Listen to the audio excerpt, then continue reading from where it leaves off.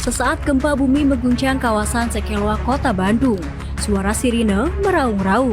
Warga berhamburan menuju titik aman. Tampak juga tim BPBD Kota Bandung sigap mengarahkan warga menuju titik evakuasi. Belasan rumah di kawasan desa Sekelua, Tengah, Kecamatan Coblong, Kota Bandung, Jawa Barat rusak diterjang angin puting beliung pada Minggu siang. Hujan deras disertai angin kencang yang melanda Kota Bandung menyebabkan sejumlah kawasan serta badan jalan di Kota Bandung dilanda banjir pada Rabu siang. Bandung adalah merupakan satu kota yang bisa dibilang cukup riskan karena ada dampak bencana yang bisa kapanpun terjadi. Mengingat kondisi Kota Bandung yang ada di cekungan, kemudian juga dekat dengan tadi jalur sesar Lembang. Tapi juga ada bencana-bencana yang saya tidak bilang kecil, tapi ini adalah bencana-bencana rutin Kota Bandung, yaitu banjir. Tapi kan itu cukup merugikan banyak orang. Iya, sampah ini hampir 1.500 lebih ton per hari. Itu bukan jumlah yang sedikit, sangat besar sekali. Ya itu juga bisa jadi bencana. Dulu kita pernah merasakan ada namanya Bandung Lautan Sampah. Sangat merugikan bagi orang lain, ya, dan seringkali justru musibah yang datang justru diciptakan juga oleh kita gitu. Antisipasi bencana ini harus menjadi menjadi budaya, menjadi sesuatu yang bukan sekedar tugas dari BPBD, tapi seluruh pihak harus punya kepedulian. Karena satu orang, satu nyawa itu harus dilindungi oleh pemerintah.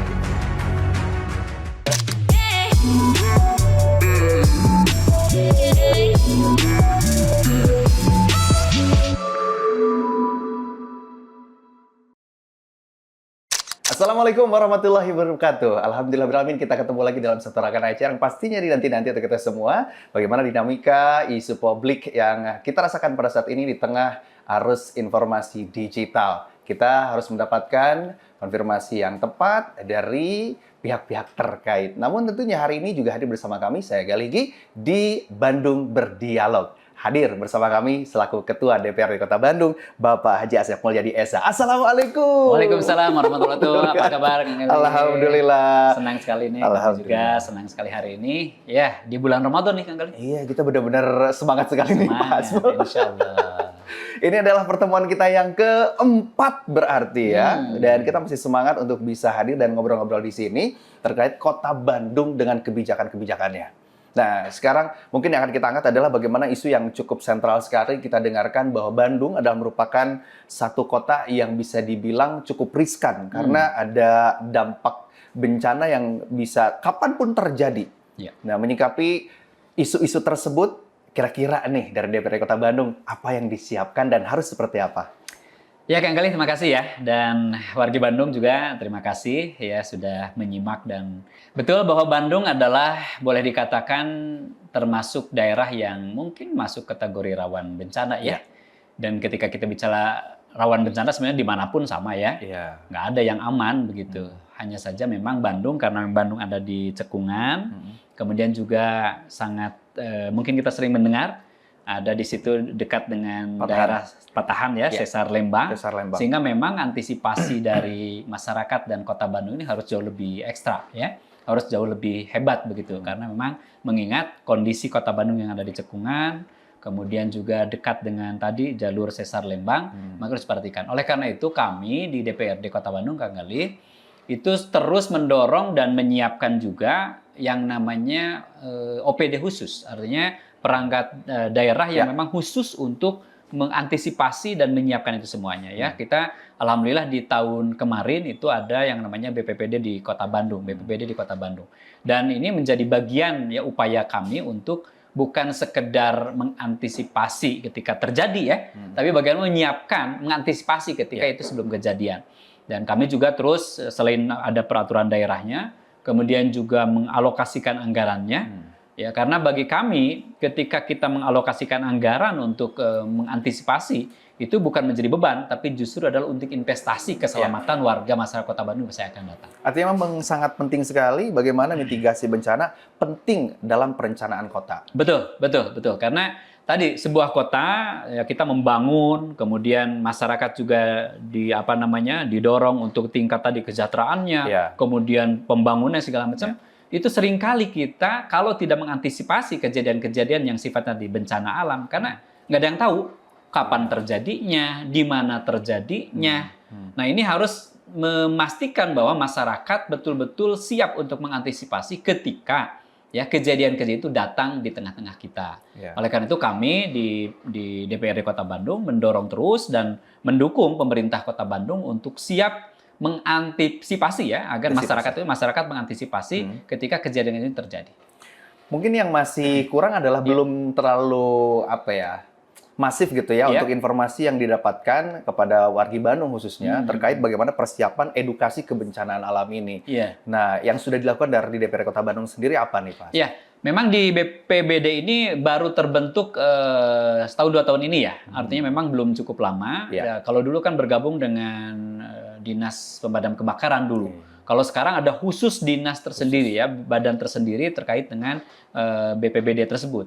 Dan memang beberapa kali mereka juga terus melakukan sosialisasi ke masyarakat. Ya, ada yang ke sekolah, kemudian ke lingkungan dan sebagainya. Tapi memang jangkauannya mungkin ini yang perlu ditingkatkan ya supaya betul-betul masif ya kepada seluruh lapisan masyarakat bisa tersampaikan terkait dengan antisipasi bencana ini. Dan memang kalau kita perhatikan Kang Galih, terkait dengan antisipasi bencana ini harus menjadi menjadi budaya, menjadi sesuatu yang bukan sekedar tugas dari BPBD, tapi seluruh pihak harus punya kepedulian, harus care betul terkait dengan antisipasi bencana ini. Saya ingat betul ketika bencana alam di tsunami di Aceh, Kang Galih. Itu luar biasa kan, memakan korban yang cukup besar dan termasuk kami juga dulu sempat sampai di sana juga untuk membantu ya masyarakat yang korban bencana itu. Dan yang menarik ketika kejadian tsunami di Aceh itu ada sebuah pulau masyarakat di Simele. Di Simele itu mereka memang ada sebuah budaya yang namanya semacam semong disebutnya. Jadi ada cerita yang turun-menurun. Dia terus disampaikan semacam dongeng cerita masyarakat turun-temurun itu sejak tahun 1907 kalau tidak salah. Disampaikan terus ke masyarakat, didongengkan lah gitu ya. Dari nenek ya ke cucunya. Ini nanti kalau terjadi gempa, kemudian airnya surut, maka harus naik ke yang lebih tinggi. Dataran tinggi. Itu kan terus diceritakan. Sehingga ketika itu terus diceritakan menjadi budaya, menjadi masuk dalam persepsi seluruh masyarakat. Maka ketika terjadi bencana itu, gempa, kemudian air lautnya surut, bukan rame-rame ngambil ikan. Dan itu yang terjadi.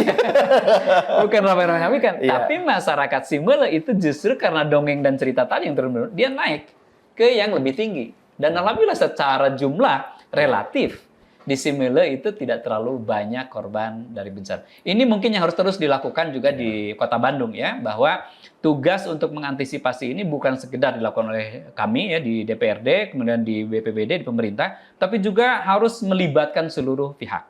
Artinya pemerintah bukan hanya menugaskan kepada BPBD, tapi kepada Dinas Pendidikan, kepada Dinas Sosial, kepada semua, ya supaya ini menjadi budaya kita bahwa antisipasi bencana ini harus dimiliki oleh setiap orang karena bencana tidak tahu kapan terjadinya dan di mana terjadinya. Ini jadi alarm untuk kita semua sebetulnya ya Pak Sop, ya? Betul. Dan itu akan menjadi pengingat kita bahwa mungkin ada beberapa titik-titik atau ada beberapa hal yang harus kita ketahui, gejala-gejala bagaimana bencana itu akan terjadi. Iya.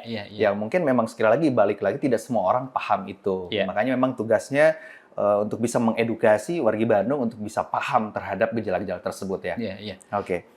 Dan sekarang bukan cuma yang kita takutin, Sesar Lembang yang katanya sekali lagi dari departemen katanya nih ya, efeknya cukup lumayan besar karena ini sangat-sangat besar sekali. Tapi juga ada bencana-bencana yang saya tidak bilang kecil, tapi ini adalah bencana-bencana rutin Kota Bandung, yaitu banjir. Tapi kan itu cukup merugikan banyak orang, Pak Asep. Betul. Ini ada nggak sih antisipasi atau mungkin edukasi buat masyarakat atau wargi Bandung khususnya untuk mengantisipasi banjir tersebut? Ya, Kang Galih, banjir ini juga menjadi masuk top of mind ya, masuk ke kami, ke DPRD ya. Keluhan pertama tadi masalah transportasi, masalah sampah, masalah pengangguran dan tadi ya daya beli dan juga masalah banjir nih. Karena memang banjir itu betul ya, walaupun banjir itu pas hujan lah sebetulnya pas halodo mah henteu gitu betul, kan. Betul. Tapi pas hujan terus banjir eta teh teu ngeunah gitu. Nggak ada yang enak, Pak. Aduh, eta teh asup ka jero imah ya, Rusak capek. barang elektronik repot. rusak. Nah, repot, ya. memang ini juga yang harus menjadi bagian penting ya dari kami di pemerintah, menyiapkan rencana strategik terkait dengan penyiapan drainase yang lebih baik ya. Karena seringkali banjir itu kan diukur juga dari lamanya genangan air. Oh, oke. Nah ini diukur. Kalau di pemerintah ada diukur dari lamanya genangan air. Ya. Nah pemerintah sekarang terus berupaya supaya genangan air itu minimal itu dipercepat surutnya. Ya. Ya surutnya dipercepat. Karena semakin lama ini akan menjadi nilai yang buruk sebetulnya buat pemerintah kota. Nah, seringkali memang ada di beberapa titik, Kang Galih, daerah-daerah yang memang itu menjadi langganan banjir. Langganan banjir itu bisa jadi faktor yang tadi drainasenya memang terhambat, ya. Di samping memang sedimennya sudah cukup tinggi di situ, artinya harus proses pengerukan yang terus-menerus. Dan alhamdulillah di pemerintah kota juga sudah ada upaya namanya pengerukan ya, melalui program padat karya dan sebagainya supaya saluran air ya, drainase itu juga lancar. Tapi memang di beberapa tempat ada beberapa yang saluran drainasenya itu kadang-kadang makin menyempit. Ya, udah tambah dangkal, tambah menyempit. Ya, kenapa menyempit? Mohon maaf, ada beberapa rumah yang kadang-kadang menutupi begitulah. Ya, ini kan menjadi kendala dan menjadi hambatan ketika terjadi volume air cukup besar. Sehingga memang mau tidak mau dia meluap ke sekitarannya. Ditambah memang ada beberapa tempat drainase atau saluran pembuangan yang ketutup. Nggak tahu ketutup atau kadang-kadang mohon maaf. Atau ditutup. Ada juga sebetulnya di beberapa titik yang mungkin dilakukan oleh oknum-oknum tertentu yang kadang-kadang ketika genangan air dan ketika genangan airnya lama, itu menjadi faktor tambahan penghasilan. Ya walaupun tidak banyak dan mungkin hanya oknum saja tertentu dan kami menghimbau, yuk kita utamakan sebenarnya untuk kepentingan yang lebih luas lah. Karena kalau udah terjadi genangan air, apalagi sudah nanti masuk ke rumah, itu merepotkan sekali, repot gitu. Ya di beberapa tempat misalnya di daerah sekitaran di Daga Selatan itu seringkali ketika hujan intensitas cukup tinggi itu memang cukup merepotkan. Masuk ke rumah dan tidak kecil, kadang-kadang juga lumayan agak besar sampai sedada. Gitu. Antisipasi konkret dari DPRD Kota Bandung apa yang sudah dilakukan? Ya, sekarang kami dengan pemerintah Kota Bandung sedang menyusun rencana strategis ya untuk penataan dari drainase-drainase tersebut ya. Beberapa waktu yang lalu memang direncanakan terkait dengan gorong-gorong ya, semacam jalur air begitu di bawah. Tapi itu juga kelihatannya harus dievaluasi karena yang namanya aliran air itu kan harus berkelanjutan ya. Jangan sampai di sini besar kemudian di ujungnya kecil malah bermasalah gitu. Tapi juga yang lebih penting adalah tidak hanya kita di hulu sebetulnya ketika mengantisipasi banjir, tapi juga harus siapkan dari mulai bukan di hilir ya, tapi dari hulunya dari juga hulu gitu. Ke hilir. Dari hulu ke hilirnya ya. Apa misalnya pemerintah Kota Bandung sekarang terus melakukan antisipasi kerjasama kolaborasi dengan pemerintah kota kabupaten lain. Ya bicara misalnya Bandung, sekarang kita ada di Cekungan, tentu di sananya di hulunya ada di Kabupaten Bandung atau Bandung Barat. Ini juga harus diantisipasi. Apa misalnya penanaman pohon itu harus dilakukan oleh kita. Jangan sampai di tempat-tempat di hulu sana, di bukit-bukit sana, di gunung sana, itu justru pohon-pohon yang tidak menyerap dan menampung air. Itu akan berbahaya sekali untuk suatu saat ketika curah hujan sangat besar, sangat tinggi. Terus kalau kita lihat memang tantangannya besar ya Pak Asmul ya untuk bisa mengantisipasi banjir ini ya. Bukan hanya dari fasilitas yang memang harus direvitalisasi atau mungkin memang harus dibesarkan. Terkadang juga memang ada penyalahgunaan seperti yang tadi bilang Pak Asmul ya. Ada yang memang sebetulnya itu adalah jalur air. Betul. Tapi ditutup jadi perumahan. Atau mungkin ada oknum-oknum tertentu yang memang meraup keuntungan. Nah, apa nih peran pemerintah sendiri dari DPRD Kota Bandung untuk bisa mengantisipasi itu? Ya, salah satu hal juga yang sering mempengaruhi Kang Galih, bukan sekedar tadi dangkal ya, si drainase itu dangkal. Kalau yang dangkal kan kami dengan pemerintah terus melakukan upaya ya, tadi dengan padat karya untuk pengerukan dan sebagainya itu secara dilakukan. Bahkan di beberapa waktu tertentu itu biasanya kami menyiapkan semacam program menyambut musim hujan. Jadi itu ada program khusus. Ya. Ntar ini di dalam programnya, mari kita sambut hujan. Artinya bukan nyambut hujannya, tapi ketika hujan datang kita Siap sudah gitu siap. ya? Iya, Di antaranya iya, adalah iya. tadi proses pengerukan dan Iya, sebagainya. iya, iya. Kemudian terkait dengan penyempitan, kami juga terus bekerja sama ya dengan pemerintah Kota Bandung dalam hal ini bagian-bagian tertentu untuk menertibkan rumah-rumah yang memang dia menyalahi secara aturan. Yes. Gitu ya. Iya, Kemudian yang ketiga adalah terkait dengan seringkali proses yang membuat kita banjir adalah ada penyumbatan oleh sampah. Nah ini tidak sedikit ya. Volume sampah yang volume cukup sampah tinggi yang ya. sangat besar, dan ternyata sampah itu masih ada perilaku dari kita yang membuang sampah itu ternyata ke saluran sungai.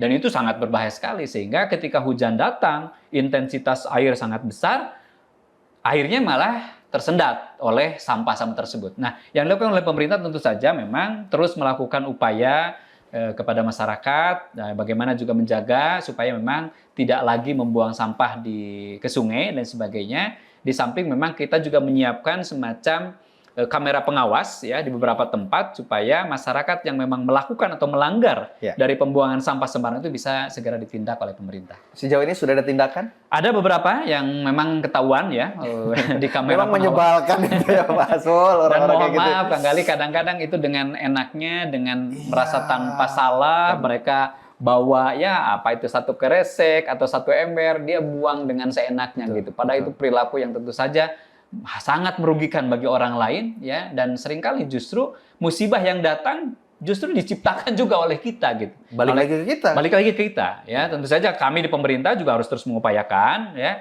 bagaimana tadi proses drainase yang cukup bagus ya, proses untuk mengembalikan lagi kedalaman dari aliran sungai, kemudian juga menindak terkait dengan pelanggaran-pelanggaran rumah atau bangunan yang memang menyalahi aturan dan sebagainya, tapi juga memang masyarakat juga harus terus makin meningkatkan kesadaran agar ini kota kita ya, ini harus dijaga oleh kita, karena siapa lagi yang akan menjaga kota kita kalau bukan kita. Setuju. Betul. Kalau kita lihat berarti ada sebuah mitigasi yang sudah disiapkan oleh DPRD Kota Bandung Ya. terkait persiapan edukasi untuk bencana, persiapan bencana, sekaligus juga edukasi kesadaran masyarakat Betul. untuk tidak berbuat seenaknya. Betul. Jadi betul. buanglah sampah pada tempatnya, buanglah mantan pada temannya, kan Waduh. gitu. Ini juga sudah jalan ya? Apa selain itu yang sudah berjalan apa, Pak Asmul? Memang gini ya, sekarang sampah ini masalah, mungkin agak berkesan ya ke masalah sampah, karena sampah juga menjadi salah satu yang harus diantisipasi ya dari bencana. Nah sekarang Bandung ini luar biasa nih, Kang Gali, terkait sampah ini. Sekarang kita pembuangan ke Sarimukti juga sudah sangat terbatas, begitu ya. Kemudian kemarin dari pemerintah kita sudah coba melakukan alternatif karena alokasi kita sampah sangat besar nih, Kang Gali. Kita sampah ini hampir 1.500 lebih ton per hari. Itu bukan jumlah yang sedikit, sangat besar sekali. Mungkin kalau dikumpulkan satu lapangan bola mungkin bisa penuh tuh, Kang Gali. Per hari loh itu, per hari. Artinya kita tidak mungkin sampah itu hanya dikumpul dan dibuang. Kumpul dan dibuang gitu. Itu nggak akan selesai. Justru malah akan menimbulkan bahaya yang sangat besar. Ya, sudah saatnya sekarang justru sampah itu mulai selesai di lingkungan, di wilayah. Ya walaupun kemarin karena memang Sarimukti agak dibatasi, kita juga harus bisa menyelesaikan masalah sampah ini. Pemerintah melakukan upaya dengan insenerator kemarin, tapi juga ada larangan dari pemerintah pusat supaya menghentikan insenerator, sehingga memang harus ada antisipasi lain sekarang ini. Sehingga memang masyarakat harus bisa bagaimana nih mengupayakan minimal nih dengan program yang dulu pernah digaungkan namanya Kang Pisman, ya, mengurangi sampah, kemudian memisahkan sampah dan juga memanfaatkan sampah. Ini harus dilakukan oleh kita. Ya, tentu dengan segala keterbatasan dari masyarakat, kita lakukan oleh kita lah sebisa mungkin supaya memang ini tidak juga menjadi sumber bencana yang sangat besar. Hari ini kita juga sudah menyaksikan beberapa tempat sampah udah mulai menggunung dan sebagainya. Ya itu juga bisa jadi bencana. Dulu kita pernah merasakan ada namanya Bandung Lautan Sampah. Tentu saja itu juga pernah terjadi karena memang di tempat pembuangan sampah terjadi longsor yang sangat besar gitu, dan itu menimbulkan juga korban yang sangat besar waktu itu. Nah, kita nggak ingin terjadi seperti itu lagi. Oleh karena itu, sampah juga ini merupakan bagian yang harus kita lakukan pengelolaannya supaya memang di masa yang akan datang tidak menjadi bencana buat kita. Waduh, jadi isu-isu ini memang harus kita redam dengan cara antisipasi. Iya, betul. Begitu ya, karena memang sekali lagi balik lagi, Bandung ini adalah Bandung kota yang paling dicintai. Ya. Bandung yang penuh dengan keistimewaannya. Jangan sampai sampah, banjir ini menjadi wacana yang cukup menarik wisatawan untuk aduh kayaknya nggak ke Bandung deh gara-gara ini. Enggak juga. Justru itu memang ada upaya-upaya ya, Pak Asmul, untuk mengantisipasi itu semua. Betul. Jadi memang kalau misalkan gali kelompokkan, mungkin bencana itu terjadi satu akibat memang alami secara alami. Ya. Kedua memang kita, gara-gara kita ya. Pasti di dalamnya ada faktor. Ada banyak faktor ya. Kami sebetulnya di DPRD bersama pemerintah kota sekarang sedang coba mengubah pola pikir dalam antisipasi bencana ini. Bahwa antisipasi bencana itu ketika bencana bukan sekedar menyalurkan ketika terjadi bencana, tapi bagaimana justru mengantisipasi ketika terjadinya bencana. Nah, apa yang dilakukan? Tadi ya, proses pendewasaan, proses edukasi kepada masyarakat dan sebagainya. Tentu itu perlu contoh juga dari kita ya. Kami tentu harus memberikan contoh yang baik, kami harus melakukan contoh yang baik karena seringkali masyarakat sebenarnya meniru, mencontoh pimpinannya gitu loh. Hanya kalau para pemimpin menjadi teladan, menjadi contoh, maka masyarakat insya Allah akan melakukan juga contoh yang baik tersebut. Waduh, ini PR sekali lagi ya untuk kita semua ya. Selanjutnya dari DPRD Kota Bandung pastinya juga sebagai regulator ya, mengawasi semua kebijakan-kebijakannya. Sejauh ini sudah banyak yang berjalan mungkin Pak? Ya, kami sudah melakukan, pertama adalah melakukan regulasi ya. Karena tugas kami kan ada 3. Pertama adalah tentu dari sisi penganggaran. Kami juga harus memastikan bahwa ada alokasi anggaran yang mencukupi untuk menyiapkan BPBD. Ya, menyiapkan antisipasi dan juga pra, kemudian ketika terjadi dan ketika pasca terjadi. Tentu nanti ada masing-masing bagiannya ya. Di situ ada BPBD, di situ ada Dinkes, di situ ada dinas sosial, tapi bahwa regulasi terkait dengan anggaran ini juga harus kita siapkan. Itu yang pertama. Yang kedua terkait dengan regulasi, ya aturan-aturan pemerintah itu juga harus disiapkan oleh kita. Makanya kami menyiapkan peraturan daerah terkait dengan penciptakan sebuah organisasi atau badan BPBD ini. Ini juga bagian dari upaya kami untuk melakukan bahwa harus ada badan tertentu yang memang fokus untuk mengantisipasi dan menyiapkan ketika terjadinya bencana. Itu yang kedua. Yang ketiga, kami juga terus melakukan pengawasan kepada pemerintah supaya apa-apa yang sudah menjadi peraturan daerah, apa-apa yang sudah menjadi bagian untuk mengantisipasi terjadinya bencana, dan edukasi buat masyarakat untuk mengantisipasi bencana itu betul-betul dilakukan oleh pemerintah. Maka tugas kami di 3 poin ini kita akan terus lakukan dan akan terus kami upayakan lebih baik lagi, baik itu dari sisi penganggaran, mendorong pemerintah untuk mengalokasikan anggaran yang cukup buat mengantisipasi bencana, kemudian regulasi dan juga pengawasan kepada pemerintah. Wah, luar biasa ini yang sudah dilakukan oleh DPRD Kota Bandung saat ini ya. Dan mungkin dengan adanya persiapan-persiapan ini atau mitigasi yang disiapkan oleh DPRD Kota Bandung terkait regulasi dan juga kolaborasi dengan OPD yang lainnya, siap nih sepertinya Bandung untuk siap tidak siap kita harus siap ya. Siap tidak siap harus siap karena bencana itu merupakan tentu saja tadi tidak bisa diprediksi oleh kita. Kemudian waktunya kapan, bencana terjadinya apa, yang bisa kita lakukan adalah hanya mengantisipasi.